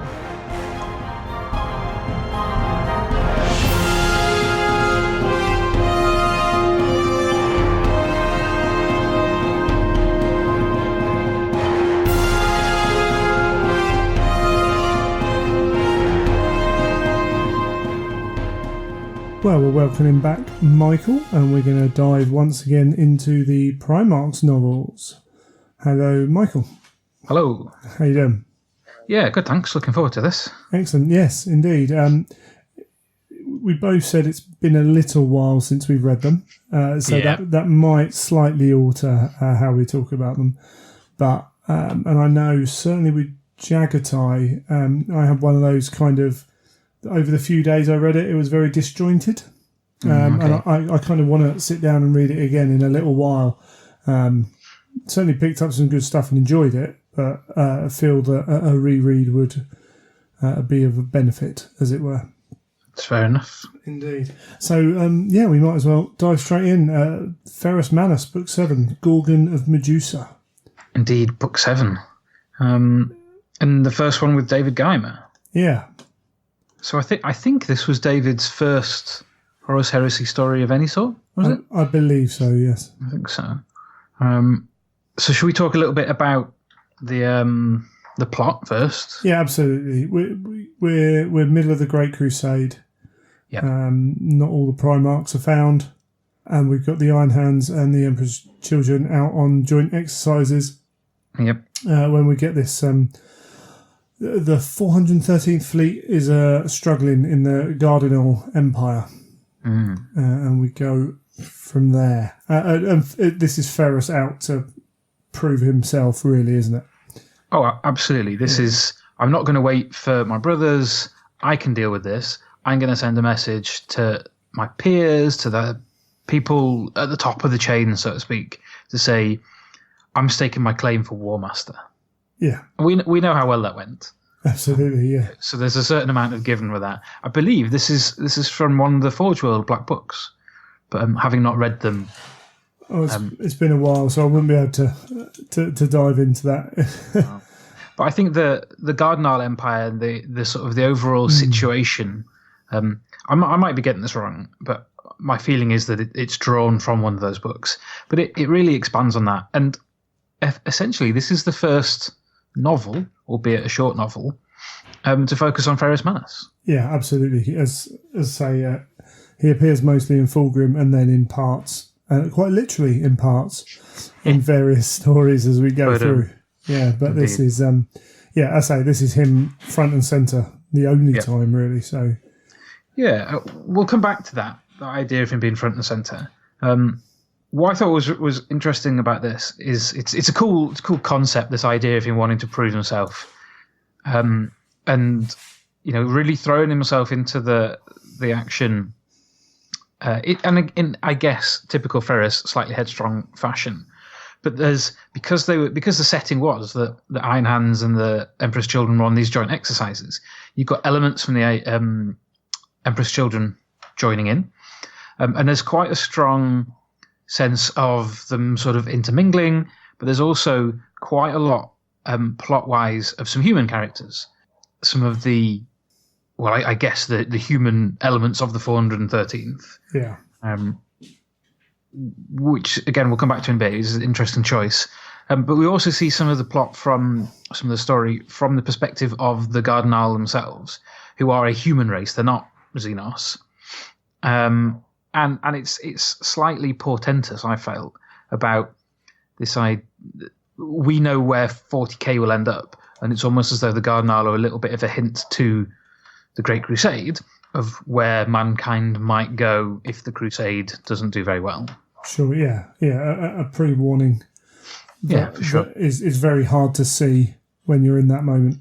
Oh goodness, it's complete hindsight for us, isn't it? Yeah, absolutely. Yeah, and I'm always gonna find Iron Hand's stories interesting because they are that cold, kind of machine-ish kind of element to them. Yeah, and I think that plays a part in this book for my enjoyment of it. I did enjoy it. But I haven't yet read an Iron Hands novel or novella that's really kind of dragged me through the story. Yeah, I mean, I think that's totally fair enough. I would argue in this, the first captain, Amadeus Duquesne, I think his name is about the most sort of human and jovial in places of the Iron Hands. He's quite old school. But you're absolutely right. For the most part, including Ferrus, they're not friendly, they're not easy to warm to. But this is what I thought was really interesting about the book, that I think David gets that. Yeah. In his 40k Iron Hand stuff, certainly the one of them that I've read, there's human elements, there's sort of less developed Marines, and the idea being in the classic sort of 40k, 30k style that you have human or otherwise more relatable characters to help balance things out when you've got a really cold set of characters. And that makes total sense. But for me, it went weird with this. Because I completely agree. I think they are tricky to warm to. So you want someone who you can empathize more with. And I would say it's a Carduana. I'm probably saying his name completely wrong. The main guy in this book from The Emperor's Children is great. And he is much warmer, much sort of easier to empathize with and get along with. And I think he makes a really nice foil for the Iron Hands. And if it had been left at that, if the emphasis had been the sort of dichotomy between the two legions, and you've got Ferrus and Duquesne, and then you've got a Carduana, I think it could have worked really nicely. The sort of human elements that I mentioned before in the 413th felt a little bit redundant, really, because you've got that in the Emperor's Children. And to me, I wanted either the Emperor's Children to be that human element or the actual humans. And I was like, well, why have we got so many characters? And they seem to be both doing the same thing.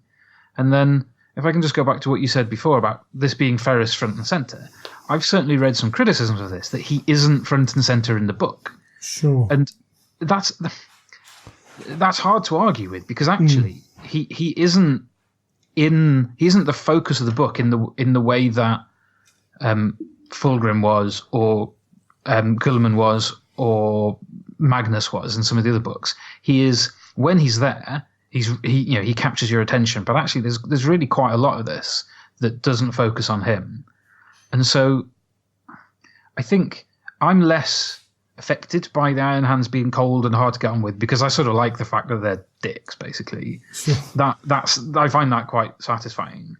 But for me, the problem was that I didn't get enough of Ferrus, I think, because there was so much going on with other characters who I liked. I liked the Carduana, I liked the humans.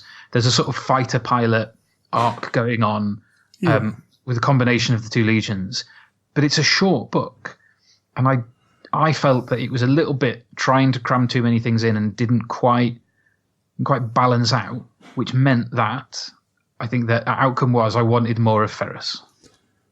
Yeah, that's probably fair. I must admit, I remember reading it going, oh yeah, we're back with this guy, kind of, and in a short novel. Yeah. That's quite a surprise to think, oh yeah, this guy's doing this. It would have been interesting to see more of Ferrus. And yeah, I completely agree. When Ferrus is in shot, I think he's brilliant. There's some scenes with him, whether it's him kicking ass or not, where he's just this really powerful presence. And you think, oh, yeah, I'd love to read more about him because he's a really interesting character.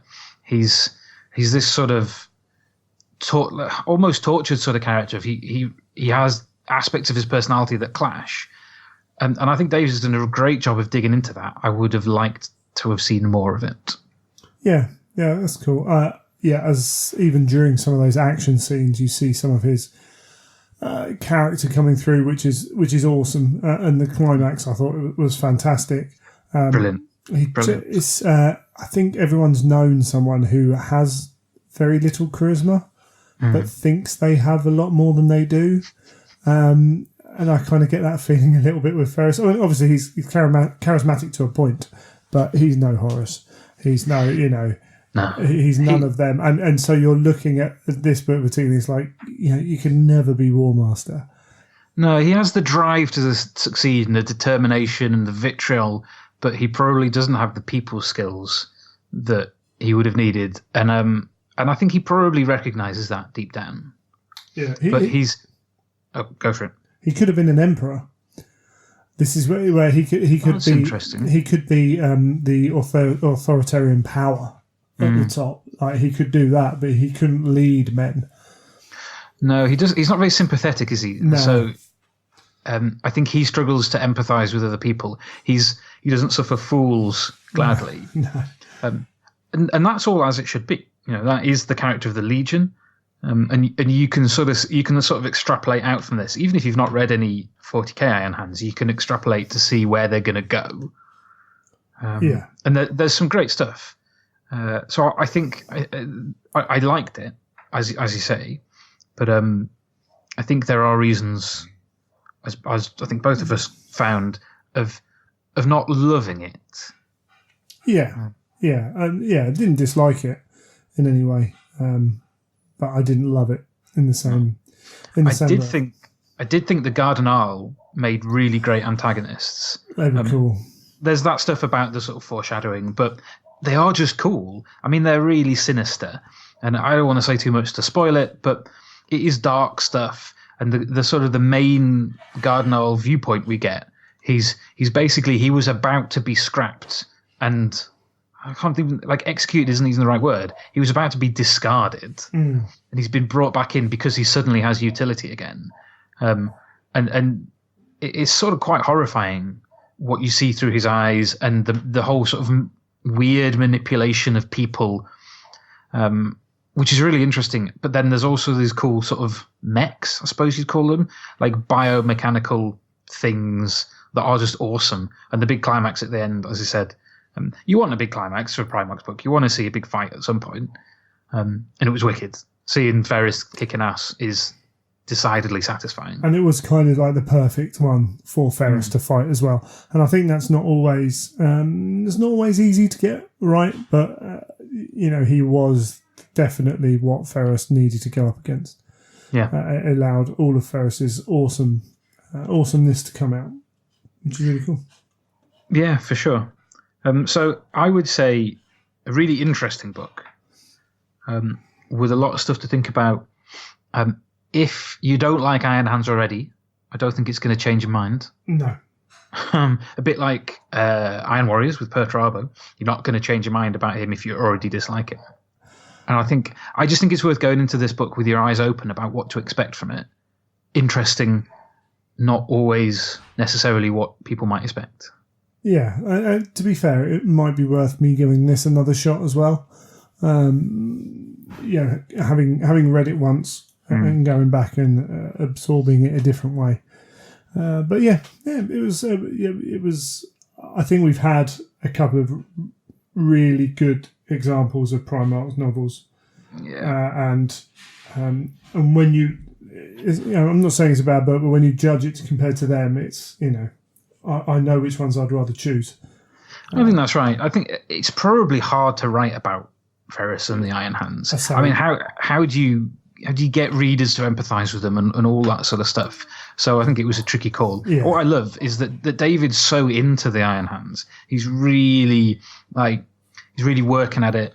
He's doing some great stuff, and I like the fact that they're almost like the unwanted child that he's gone. I'll have them. I'll look after these guys. I've got stuff to say.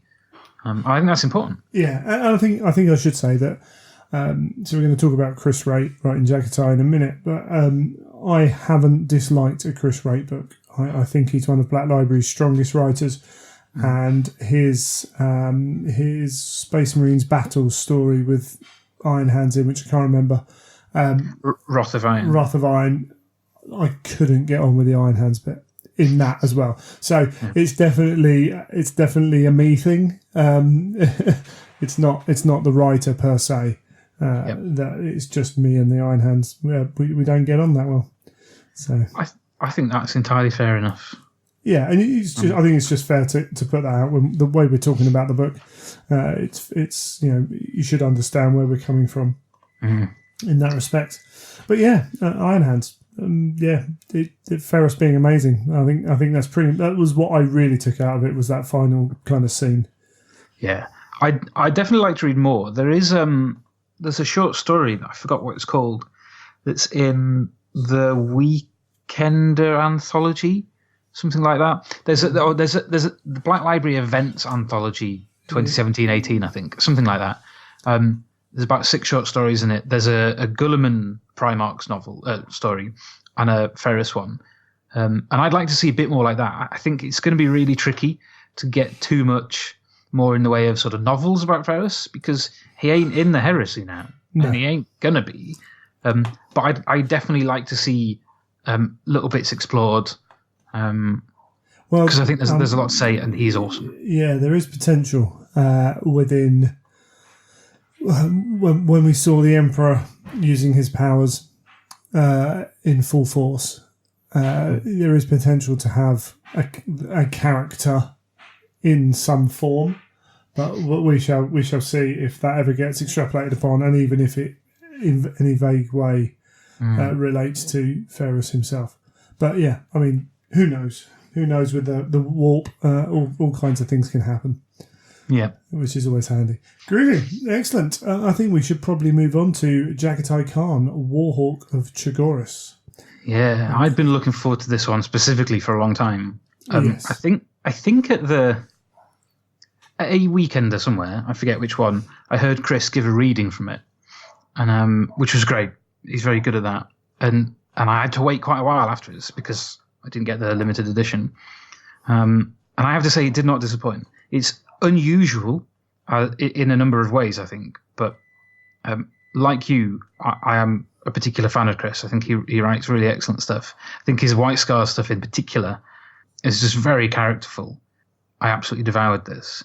Should we do a quick rundown of the story again? Yeah, go for it. This one's a little harder to explain because it was billed as the story of sort of the Khan's involvement in the Librarius project.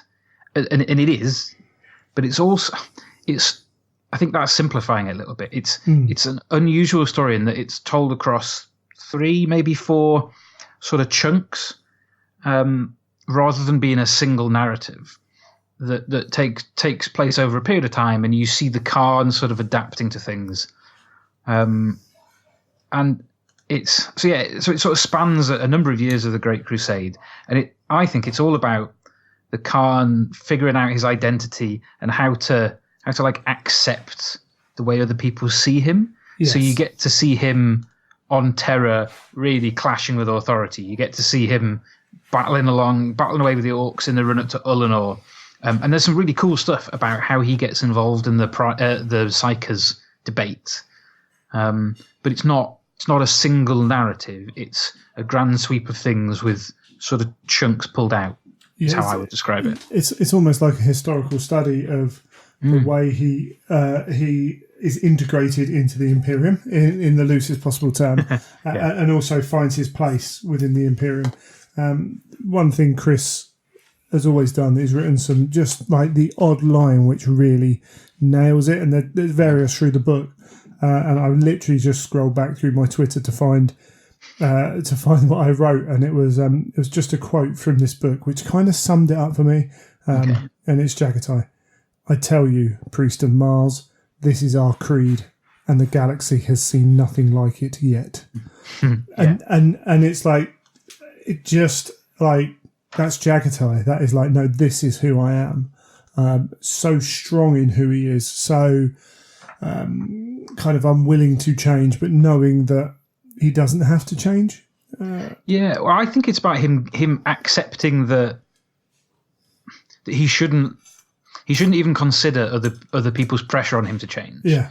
That at the start, you feel like he's still trying to work out like how far he can push it and whether he really should just stick to his guns. And by the end, he's had it. He's decided.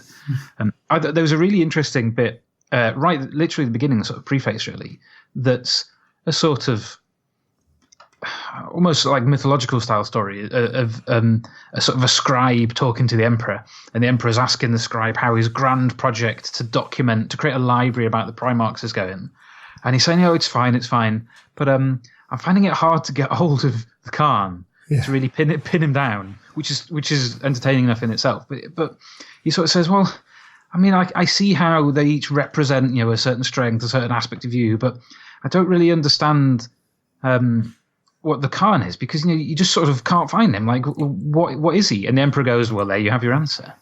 Yeah, and it's bang on. So I think Chris just gets the Khan, arguably because Chris has done the most work in basically all the work in actually applying character to this what was a 2-dimensional model sort of thing. Really, I mean, all we knew was the Khan and the White Scars were all about speed. Yeah, we had beforehand. Yeah, we had the caricature of the White Scars, and we'd seen them a little bit, and actually some of the Horus Heresy stuff only enhanced that caricature. Some moved away from it slightly, but Chris wants, and I'm sure there other people have fed into that, absolutely, but Scars, Path to Heaven have really created a unique legion that's fully formed, that's strong in its identity, with well-developed characters, and everything that you want from a legion, and he's done it in a way that not many writers could do, I think. Yeah, I completely agree. That sense of identity is like nothing else, and I think what I really like about this book is that Chris got to write it almost as a bookend for his sort of White Scars series. So, there's 2 full novels, there's a novella, a couple of short stories. This essentially takes it up to effectively the length of a trilogy, 3 novels. So this is very much before any of the rest of it, and sort of leads up to where we see them in Brotherhood of the Storm, sort of. But it just bookends it nicely. And I've enjoyed in the Primarch series seeing authors. I think I've particularly enjoyed seeing authors who haven't historically written about that character. So Josh talking about Fulgrim, Guy talking about Perturabo. Yeah, I've loved seeing different takes, and I would like to see another author tackle the Khan and the Scars. But in this instance, because Chris has got such an amazing body of work around them, I actually think seeing a consistent vision from beginning to end is an amazing statement. Yeah, I think had this been a singular point in time, then having another writer, it would have been cool to see them writing about that instance. Yeah. As you said, the nature of the story, covering that time period and being such a holistic view of them, it was the right fit to have Chris do it. Yeah, I completely agree. And it almost feels with the White Scars that because the characters are so well rounded that we've known them for years. You get to see Yesugei in there, and you just think, I just love this character so much, and I want to read more about him. And then things like I think is it Hasik Noyan Khan that is in Scars, and so if you've read Scars, you know what happens, but you get to see the earlier iteration of him, where it's all a bit more honest and all a bit more sort of innocent. And there's some great stuff back on Chagoris that, I think not many authors would tackle it in that way, because it's just quiet and calm and there's not that much going on, but it's building this amazing sense of character around them. Yeah, and it's also the kind of story that Chris excels in. I've said it a number of times on here. I think he's one of the best character writers there is in the stable for Black Library.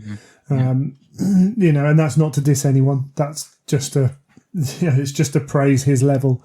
Absolutely, because there are other very good writers in that as well in that respect. But whenever Chris gets his hands really into a character, I can't help but feeling something towards it, whether it's loving them, whether it's distaste or whatever it needs to be. It's there, which is just for me. Is I don't read these books to hear about bolt guns going off all the time. No. The real grip for me is that character. I think it's. I said I need to read it again. I enjoyed it, but I kind of enjoyed it in it was the difference between binge watching, a series and then sitting down and watching it every week and trying to remember. Oh, that minor bit. Oh yeah, Yeah, I see. So. Yeah, because I did the binge watch thing, as I usually do. They're short novels, and I read quickly. So I blitzed through the whole thing. I think I'd been so excited about reading it for so long, and I thought it hung together really nicely, despite the episodic structure, which I guess not everyone's going to get on with. Some people will want, like you said, like a single point in time and a big set piece, and you sort of get little set pieces in here. But really, it's not about seeing him out on the battlefield. It's a slightly different approach to these novels than the other ones because it dovetails in with the other stuff. So I actually think it's probably, if you've not read any of the Scars things, even though it's the first thing chronologically, it's probably not the best one to read. I think it's really nice. There's something lovely about having read it the way I have and you have, which is publishing order, and you sort of get almost to the end of his arc. I know we've not seen him on Terror yet, but you get to the Path of Heaven and think, oh, that's great. And I've seen a really satisfying arc and the ups and downs of the Legion. And then you go back and see the innocent earlier times and what got them to that point. And think, oh, that's a nice way to almost finish it off. Absolutely. And you feel sorry for every kind of bureaucratic member that's had to deal with them as well. Goodness me, yeah. And there's a little touch of Ilya Revalian in it, I think, isn't it? Sort of towards the end, which nicely ties it in. But yeah, it would not have been fun to be the rest of them. But I guess that adds sort of depth to her character of the sort of person who is capable of putting some reins on them to a small extent. Yeah. But I think I'm in agreement with you that I'd love to read it again because there's so much in there. Even just dipping in and just reading a bit at a time, because some of the little set pieces, the stuff on Trigoris, the bit right at the beginning in the Imperial Palace, they make really satisfying. Can't think what the word is. Just sort of set pieces, little chunks of story in their own right. Yeah, I was trying to think of the word myself, and I didn't want to say anything just in case I make myself sound stupid. But yeah, I think you're right. Yeah, definitely worth reading. Yeah, excellent. I think we probably warbled on enough about those two. Two very interesting books, and if nothing else, the variety of the series so far has been fascinating. There really haven't been two books that you can say, okay, well they're the same sort of story. Everything's been wildly different. I'd be really interested to look back at this. We're basically halfway through. I think it's Vulcan, the middle one. I haven't read it yet. I think so. I think Vulcan's number 9. So that's the middle point. And then once the 18th one, assuming there's 18, comes out, it'll be really interesting to look back and see if they've managed to keep that variety. Black Library and the authors, have managed to keep that variety throughout the whole series. I've heard various comments about them, and some people like them more than others. I think with anything like this, it's a short novel. It's got a specific sort of approach and a purpose. I try and treat them slightly differently to what I would a full-length heresy story, because they're not. Yeah. They're not trying to be a 100,000 words mainline story. And I love the fact that they've each done something slightly different. They've been written in different styles. And I've been very pleased with the series so far. Yeah, absolutely. It's a really nice thing, and it probably does have a slightly different audience, and people need to be aware of that when they're reading it. You are getting something slightly different. But yeah, long may it continue. I can't even remember when the next one's out. But Corax is out in limited edition in October, I think. Yeah, not long. So not long at all. So we'll probably get around to reviewing them a few months, start of 2019. Yeah, something like that. Yeah. Because I'm being thrifty and not getting the expensive versions. Or sensible, one way or two. It's all good. Well, yeah, depends on your priority. Excellent. All right then. Great. We'll have you on again soon, I'm sure. I look forward to it. Cheers, Michael. Great, cheers.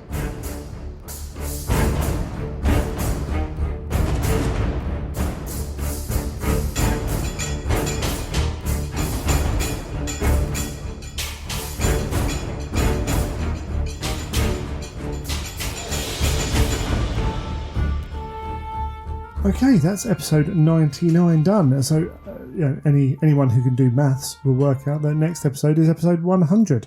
And hooray! Indeed, for episode 100, I had these grand plans, and they kind of got shifted about and turned into something different. So we've got an interview in episode 100, which will lead off a series of interviews that I am in the process of still getting many of them. I've got a few in the bag ready to go. So hopefully you'll all enjoy that. But we haven't got some 8-hour extravaganza or anything like that. That's not going to happen. We'll spread that content out. Don't you worry. So that's we got to make more shows. Yeah, too right. So that's coming up, which is really cool. Just to remind you, Blood and Glory tickets are still available. Happening in Derby on the 2nd, 3rd, and 4th of November. Adeptus Titanicus and Horus Heresy, as well as Age of Sigmar, Blood Bowl, I believe, 40k, Kill Team, loads of other stuff going on there. So if you are free, 2nd, 3rd, and 4th of November, you can still go and get tickets.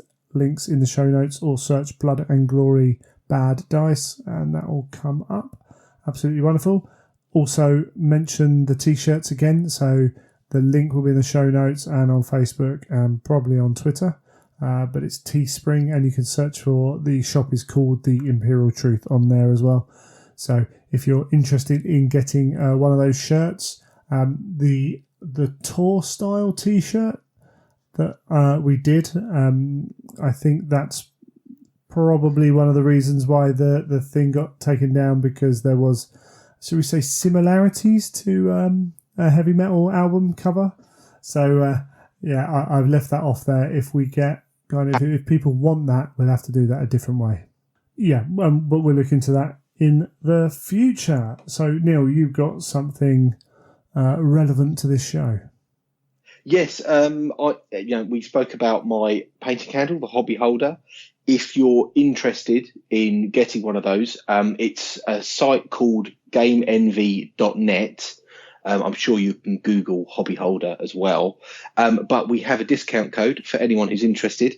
If they use the code Neil Paints in the checkout, you can get 10% off your order. So if you fancy trying one out, I mean, they're not cheap. They're not the cheapest holder on the market. I find it very good. I find it a really good holder. So if you fancy trying one out, go to GameEnvy.net. Choose all your bits and pieces that you want to get, because they come in different colours, different styles, etc. And go on there, use the code Neil Paints and get 10% off. Is that Neil Paints written anyway? Do you know? I think it's just a one word, Neil Paints. I don't think it's case sensitive. Okay, do all capitals if you've got any questions, but it should work fine. Excellent, wonderful stuff. I'll try and throw that in the show notes as well. And just be aware you're buying a quality product, so that they're priced as such. I think that's fair to say.